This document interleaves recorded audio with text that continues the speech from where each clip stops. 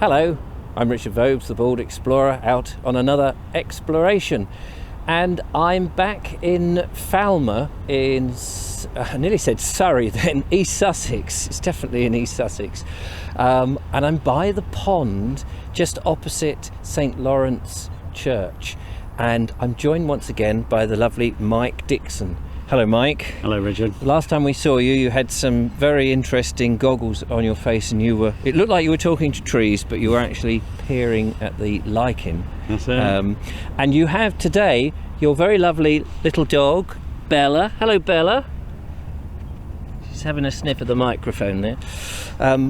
She's going to come with us, and we're going to walk around. We're not going to so much tell you about Falmer. Often I'm telling you some stuff about the landscape, but more about reasons to get out into the landscape. Should we walk round? Which way should we go? We'll go this way round. So, Mike, I know you're retired now, but you worked in mental health, didn't you? For many years in Brighton Hove and all over Sussex, and just encouraging people to get out and explore. So very much all the things you do, yes, the Bold Explorer, is good for our mental health. Well, that's good to know. We'll just come off the mud. Universities, they study positive psychology and what they call the science of happiness. Oh wow! Is that a relatively new thing? Because I've heard them talk on the radio and on television. They're all talking about what is happiness and and all the natural chemicals, the oxytocin, the serotonin, but how we can release those naturally.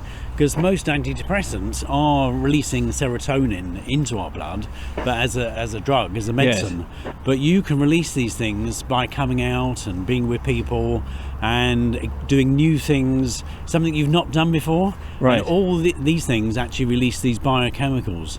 And actually, scientists now do research on what they call neuroplasticity, which is actually your brain is actually being nourished and further developed. The neural pathways, right? Believe it or not, as we're walking around Falmer, our brains are actually developing, and there are scientists at universities. Is that because we're looking at the beauty of the things? You're enjoying it. Yes. For this process of neuroplasticity to take place, the experts say you've got to enjoy the experience.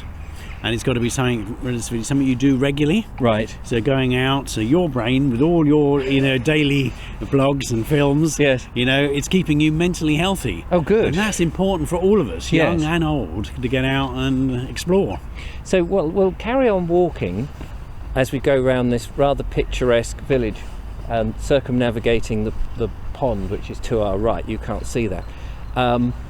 Do you think then, in the modern way that we've become so sedentary and very much desk-bound, screen-bound, is a thing that's not helping? Definitely, you've got to combine, doing your work, whether it's on a computer, but it's equally getting out and exploring, some exercise. We've got some people runners here running. Yeah, absolutely. But us going out walking, it's really important to help you relax, to help lose weight, and to help you sleep, because a lot of people, in mental health, we see a lot of people suffering from depression, anxiety and insomnia. So getting out and having a stroll in the countryside, having a dog, and meeting people is really beneficial for your mental health. And also it gives you that resilience to cope with family pressures and work, and all the kind of stress and strains of life. It's actually doing these nice things, which is really, really important. So if we're just going home and watching telly and a bottle of wine and a packet of crisps or a bar of chocolate, which everybody would say that's very desirable. Yes. But actually going out and meeting your friends and doing nice thing in the countryside, all the evidence worldwide is what's going to give you resilience and keep you healthy, and actually you're going to function much better at work. You're going to make less mistakes, and you're going to have less illness. So it actually prevents, if you're going out into the countryside, people have fewer infections, and if they do become ill, they respond quicker to antibiotics, need less anti-inflammatory medication, and fewer painkillers. Right. We're just going out into the countryside. So I mean, this sort of, again, so many things, it seems, just going to duck under this tree here, so many things hark back to some of the old ways that we did naturally, such as when you had people out on the land working in the landscape, being more mobile, not just getting in a car, not flopping in front of the television, as you say, and eating very highly processed foods and thinking that's the way. But going down to the local pub, having a chat, engaging with somebody, those sort of things seem to have been something we've done naturally, which has been beneficial.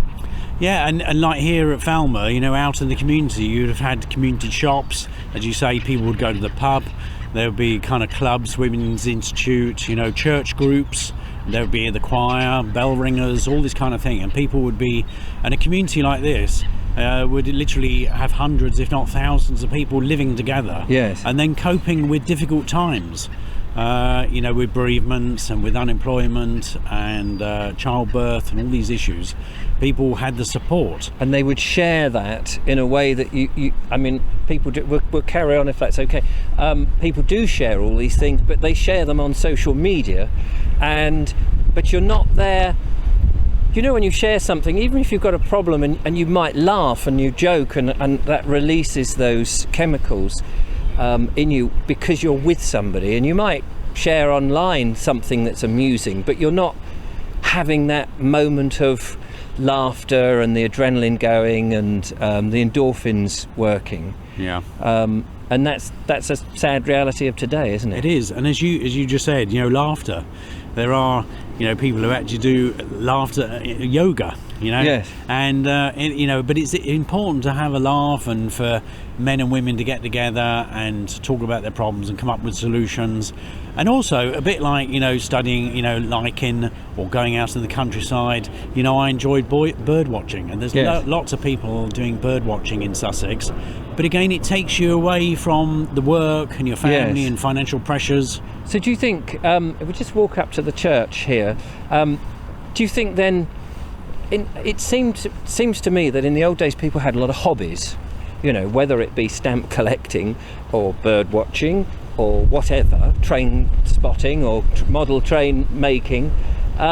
They had these hobbies and that gave them an interest, and I think things like television and all the screens and social media seems to have supplanted that. I don't know, perhaps people have got their hobbies, but that must have been good because it's something totally different to be absorbed in. Absolutely. But I think people in the modern age, are interested in your programme, and exploring the heritage of Sussex. So that's good. But I think it's what, kind of ticks your box. It's going out and going out and meeting people, and that's the important bit. And again, actually enjoying it. Yes. But just taking you away from day-to-day problems, even if it's like for 10-15 minutes, and then you can actually just then come back, and actually it builds your resilience, and then you can cope with all the stresses that strain at home and at work. Yes. But a community, sadly, a lot of these villages now, the communities, it's depopulated. Yes. And you've just got people living here, in very expensive housing. That does seem, we're in a commuter world now, aren't we? Whereas we're standing by the church here, and it wasn't that long ago people would, that the church was the hub of the village, the pub was the other hub of the village, and the shops and all of that. But people are very much trapped in their houses now with dealing with people online, which is a sad reality. But equally, a lot of the villages you go around, I was up at Washington last week, and the community centre is a lot of activities, a lot of adult education classes. There's a nursery, and there's various clubs, scouts and brownies and all these kind of things. So I think people are getting more involved in those activities. Yes. They're actually realising that the TV can be great and give us lots of information and be fun, but it's the getting out, actually doing new things and being part of the community. And I think in these rural communities, I think people are actually doing that. They're coming together and campaigning to protect their local community. I remember when I was a kid, there was a programme that used to come on called Why Don't You? And it was, why don't you switch off your television and do something less boring instead? And it was a television programme. That seems to make a lot of sense. So if you're watching this, now's the time to switch it off, get out into the countryside, go for a lovely walk, get those serotonins flowing, and enjoy yourself, and you'll have a stress-free time. Mike, it's been an absolute joy. Thank you so much. Don't forget to follow, like and subscribe after you've had your walk and a nice cup of tea and what have you, and we've had more runners leap past. Go and watch another of my videos and make yourself happy. Thank you so much, Mike. Pleasure. Till next time, don't forget to follow, like and subscribe, and we'll see you on the next one. Till then, bye-bye. Bye-bye. Bye-bye.